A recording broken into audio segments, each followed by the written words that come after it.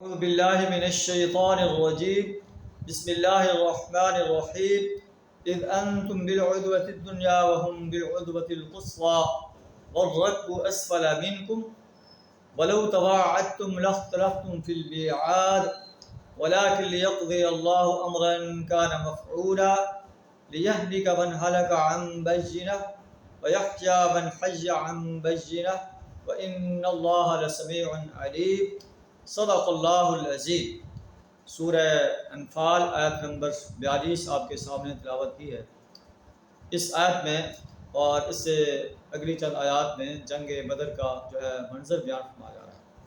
اللہ فرماتا ہے کہ یاد کرو وہ وقت اذ انتم بالعدوۃ الدنیا، جب تم وادی کے ایک جانب تھے، وہم بالعدوۃ القصویٰ، اور وہ وادی کے دوسری جانب پڑاؤ ڈالے ہوئے تھے، والرکب اسفل منکم، اور قافلہ تم سے نیچے ساحل کی طرف تھا، وَلَوْ تَوَاعَدْتُمْ لَاخْتَلَفْتُمْ فِي الْمِيعَادِ، اگر تم آپس میں عہد معاہدہ کر کے آئے ہوتے تو اس میں تمہارے درمیان اختلاف پیدا ہو جاتا.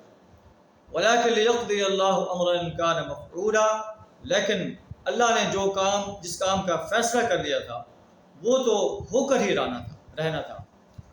لِيَهْلِكَ مَنْ هَلَكَ عَنْ بَيِّنَةٍ، تاکہ جس نے ہلاک ہونا ہے وہ روشن دلیل کے ساتھ ہلاک ہو.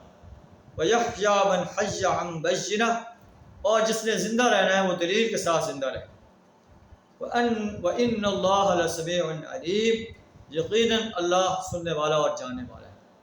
اِذْ يُرِيكَهُمُ اللَّهُ فِي مَنَامِكَ قَلِيلًا، جب اللہ آپ کو نیند کے اندر، خواب کے اندر انہیں کم دکھا رہا تھا. وَلَوْ أَرَاكُمْ كَثِيرًا لَفَشِلْتُمْ، اگر اللہ آپ کو انہیں زیادہ دکھاتا تو اہل ایمان وہ بزدل ہو جاتے. وَلَتَنَازَعْتُمْ فِي الْأَمْرِ، اور اس معاملے میں تنازع کرتے. وَلَكِنَّ اللَّهَ سَلَّمَ، لیکن اللہ نے اس بات سے محفوظ رکھا. إِنَّهُ عَلِيمٌ بِذَاتِ الصُّدُورِ، اللہ تو سینوں کے رازوں سے بات ہے.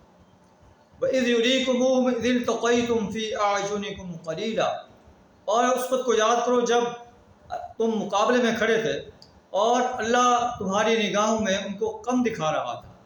وَيُقَلِّلُكُمْ فِي أَعْيُنِهِمْ، اور ان کی نگاہوں میں آپ کو کم دکھا رہا تھا، تاکہ مومن یہ خیال کریں کہ کافر تھوڑے ہیں، کافر یہ خیال کریں کہ مومن تھوڑے ہیں. لِيَقْضِيَ اللَّهُ أَمْرًا كَانَ مَفْعُولًا، تاکہ جو بات اللہ نے طے کی تھی وہ ظہور میں آ جائے.